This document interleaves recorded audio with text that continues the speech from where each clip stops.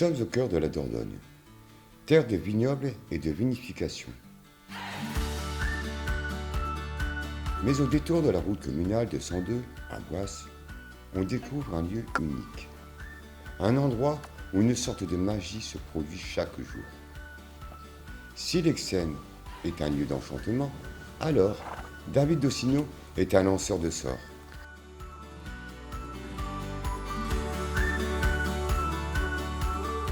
Généralement, les gens qui viennent ici, généralement, c'est déjà ceux qui ont déjà des problèmes. Ils arrivent et du coup, il faut rééduquer les gens, rééduquer les chevaux. Et là, c'est toujours un peu plus compliqué. Je cherchais quelqu'un pour débourrer mon cheval, mais je voulais pas un débourrage classique, je voulais un débourrage connecté, je voulais approfondir mes connaissances, je voulais comprendre. Et je suis tombée sur une vidéo où j'ai vu un homme dans une prairie avec son cheval en totale liberté, en train de tourner autour de lui. Cet homme, c'était David, et je me suis dit, waouh, mais ça existe, c'est possible de travailler ça, comme ça, en liberté.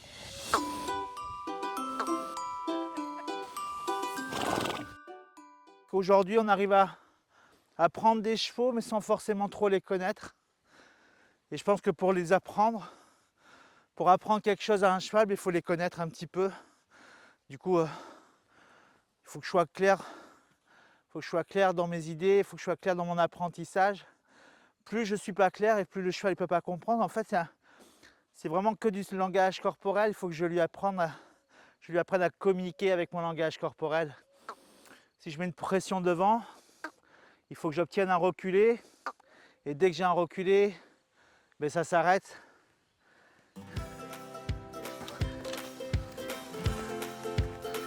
Hop là.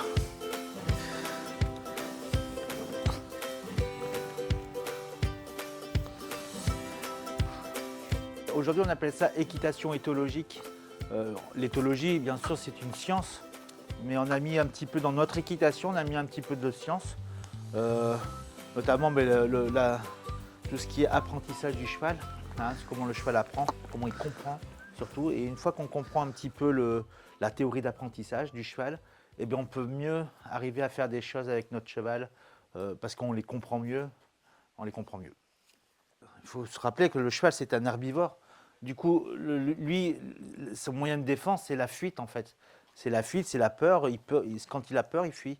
Il ne raisonne pas. On sait que le cheval, il a pas un cortex préfrontal, très, très peu développé, parce qu'il n'en a pas eu besoin. Et voilà, s'il a peur, s'il se sent en danger, il part, il fuit. Mais voilà, quand on comprend ça déjà, on dit ah oui, il faut du coup éviter tout ce qui est la peur et la fuite chez le cheval pour mieux le comprendre en fait. J'ai trouvé un trésor en arrivant ici. J'ai compris comment avoir le contrôle des pieds, à pied, à cheval, et pouvoir monter en toute sécurité. L'Exène, en fait, si vous voulez faire un espèce de jeu de mots, c'était les deux syllabes de l'héritage de Xénophon. Xénophon qui est un philosophe grec, la Grèce antique, de 420 avant Jésus-Christ. Et à l'époque, il disait que la meilleure équitation, c'était celle de la communication. Xénophone d'Athènes, c'était un soldat, philosophe, cavalier et disciple de Socrate. Il considérait le cheval comme un partenaire et estimait que son dressage devait se faire avec compréhension et bienveillance. Il disait que le cheval devait faire confiance aux humains et les considérer comme un pourvoyeur de nourriture et d'eau, et que le cheval devait apprendre à aimer les humains et à préférer leur compagnie à tous les autres.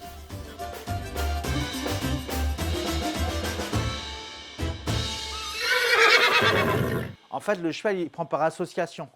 Donc, du moment où je fais quelque chose et que j'obtiens ce que je veux, je m'arrête de demander. Du coup, le cheval, il dit « chouette, j'ai trouvé la solution pour arrêter ». C'est lui qui contrôle mon humain, c'est lui qui contrôle le cavalier.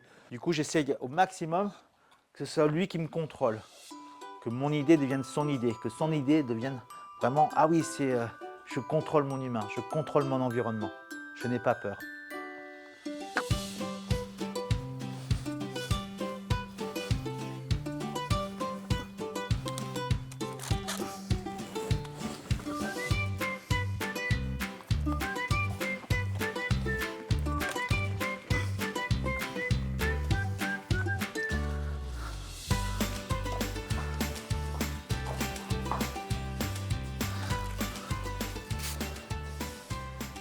Au début, je ne comprenais pas pourquoi le cheval partait, mais parce qu'il n'avait pas envie de rester avec moi. Et quand j'ai compris ça, je dis ah mince, peut-être qu'il y a d'autres solutions pour que le cheval ait envie de rester avec moi, avec l'humain. Et c'est pas forcément que leur demander des trucs, aussi faire des grandes pauses de grooming, on appelle ça, pour que le cheval dise ah, chouette, il est bien cet humain. Il me gratte là à des endroits où je ne peux pas me gratter tout seul. Moi, je leur apprends à rester immobile. Je peux partir là-bas. Si je donne à mon cheval un vrai code, reste ici, je peux m'éloigner de mon cheval. Et que le cheval, il dit, ok, ça c'est intéressant. Et même si l'humain s'éloigne du cheval, ben, ça ne veut pas dire, bouge, tu es libre. Non, non, je lui ai donné un code, je lui ai appris à rester là. Et je peux m'approcher de lui ou pas. Après, je peux le rappeler tout simplement. Je dis hey! Et quand il vient vers moi, bien sûr, je donne un renforcement positif pour lui montrer que l'humain, ben, c'est agréable aussi. Ce qui est dommage, c'est qu'on ne voit pas les signes, mais quand je vais chercher mon cheval dans la pâture, j'aime que mon cheval vienne me voir de lui-même. Là où c'est moins bien, c'est quand les chevaux, quand on rentre dans la pâture, ben, ils partent à l'opposé. Et là, du coup, ça montre bien que le cheval n'a pas trop envie de rester avec moi, n'a pas envie de venir avec moi. Et je trouve que c'est un bon signe quand le cheval dit « Ah chouette, il y a un humain qui rentre ». Et non pas « Mince, il y a un humain qui rentre ».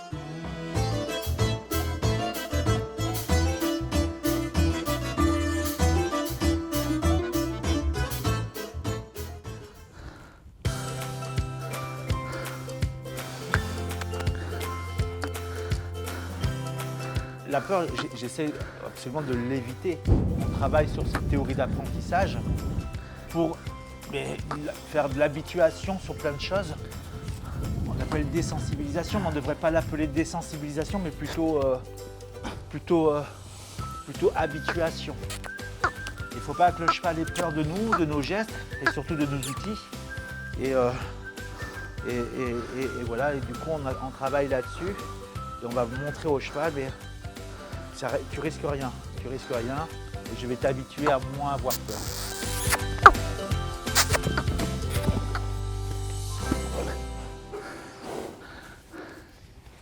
C'est jamais fini. On peut toujours faire mieux, on peut toujours être de plus en plus légère dans nos demandes, et ça, il faut que je le travaille, hein, évidemment. Mais c'est tellement bien de pouvoir communiquer clairement et que ça soit plus facile. Il y a toujours cette question, toujours qu'on se pose, est-ce que je peux faire mieux, est-ce que je peux faire autrement que les soumettre à quelque chose. Et du coup, ben, j'ai essayé de me former, voir autre chose, d'autres équitations. Du coup, ben, je me suis formé, j'ai travaillé là-dessus et voilà, grâce à ça, ça m'a emmené jusqu'à l'équitation éthologique. Et voilà, et aujourd'hui, je suis très content et maintenant, je fais vraiment que ça. Ça bien pour proche des deux côtés. Hop, je corrige un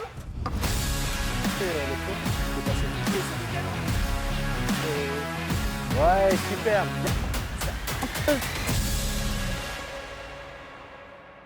Qu'est-ce qu'il fait de différent? C'est très simple, hein. Il sait prendre à son cheval, mais aussi pour mieux lui rendre. Enseigner un cheval revient souvent à rééduquer le propriétaire. Parfois, enseigner un cavalier nécessite des méthodes inhabituelles et nouvelles. C'est pas le bon code, du coup le cheval ne peut pas faire le lien. Du coup, moi je vais te mettre des stimuli ici sur la cuisse ok? Et toi, tu vas me proposer des choses, quoi que tu veux. Qu'est-ce que tu veux? Mais c'est ça le but, c'est pas que... C'est que moi, toi, tu es le cheval et moi, je suis l'humain. Et je te mets un code en place, d'accord?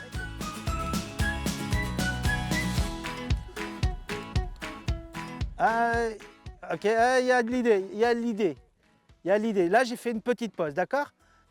Ok, on va essayer d'affiner. Tu te rappelles de ce que tu as fait? Ouais. Tu as bougé tes pieds, mais tu n'as pas bougé que ça. Non, mais tu n'as pas tourné tout à l'heure. On recommence. Non, ah, c'était pas ça. Des fois, on est trop pas clair. C'est qu'on met des stimuli partout. Et on n'a pas trouvé la bonne réponse, d'accord?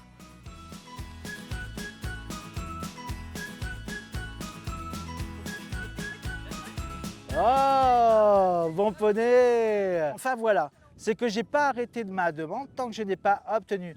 Donc vous avez vu déjà entre deux humains comment c'est compliqué de trouver la solution. Je marche. Elle veut pas avancer, attention.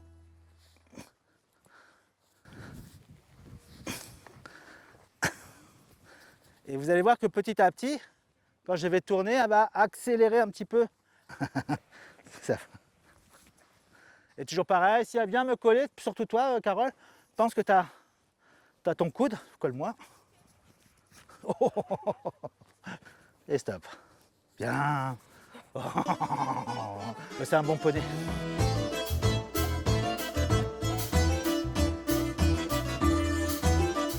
C'est la jument qui doit trouver la solution. J'ai mes deux fils et je suis toujours en train de leur dire va te brosser les dents. Alors donc l'éducation chez les humains apparemment est long. Donc chez les chevaux, heureusement c'est moins long. Mais c'est toujours pareil, c'est plus j'ai de connaissances et moins ça prend de temps. C'est le manque de connaissances qui prend du temps. C'est me former qui prend du temps. Mais eux, ils apprennent super vite. C'est ça qui est impressionnant chez eux, c'est cette mémoire. Et c'est cette mémoire qui ne bouge pas. Nous, les humains, on peut toujours modifier un petit peu nos souvenirs, qu'eux, pas du tout. C'est vraiment comme un film. Et plus ils sont jeunes, plus c'est indélébile. Plus c'est... le jeune cheval, par exemple, s'il a une mauvaise expérience, il va s'en souvenir toute sa vie. Les mauvaises expériences, c'est dangereux pour les chevaux et c'est dangereux pour le cavalier. J'ai une phrase que j'adore, c'est mon problème que j'ai avec lui, c'est la solution qu'il a avec moi. Et du coup, il faut faire attention à ça. Je ne veux pas qu'il trouve la solution à m'envoyer par terre ou à me faire mal. Et c'est ça. Et malheureusement, les gens, ils interviennent quand les chevaux commencent à trouver ces solutions-là. Je propose de partir en avant et vraiment que mon cheval, on apprenne à se lire, que chaque mouvement devienne comme une danse, pousse, et que je puisse vraiment travailler là-dessus.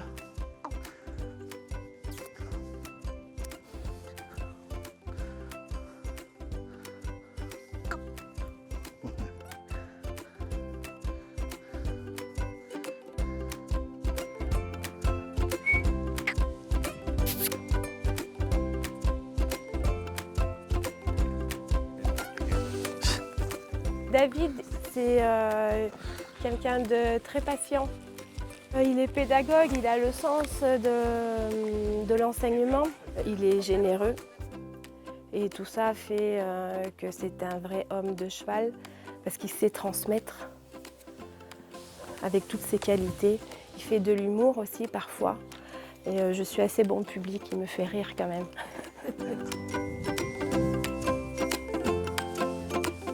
Quand on a satisfaction, qu'on arrive au bout de ce qu'on voulait, c'est-à-dire que mon idée devienne son idée, à mon cheval, je trouve que c'est la meilleure des récompenses. D'avoir cette connexion du début jusqu'à la fin, avec un peu de déconnexion, hein, il faut se l'avouer, c'est tout à fait normal, mais c'est tellement satisfaisant de se dire on se comprend. Et existe-t-il une règle d'or pour travailler avec des chevaux? Faut les aimer. Faut les aimer et voilà, et les comprendre.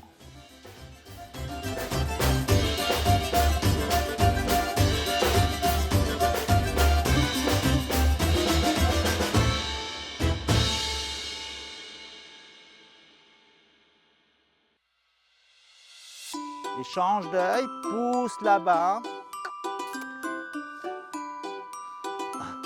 Ce que je peux faire, c'est pousse l'arrière-main, bouge l'épaule et je change d'œil. Ah, j'ai tout, j'appelle ça du modelage, j'ai tout fait petit à petit. Pousse l'arrière-main, bouge l'épaule et je change d'œil. Et après, progressivement, on va de plus en plus loin.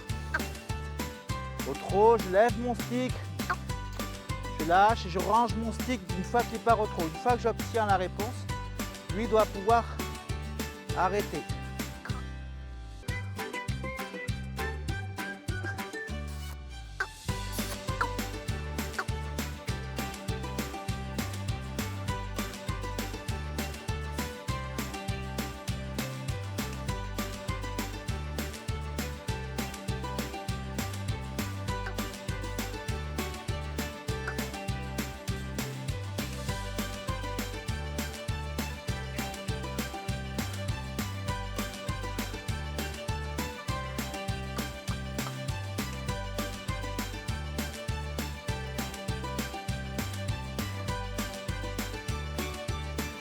Il donne un renforcement positif.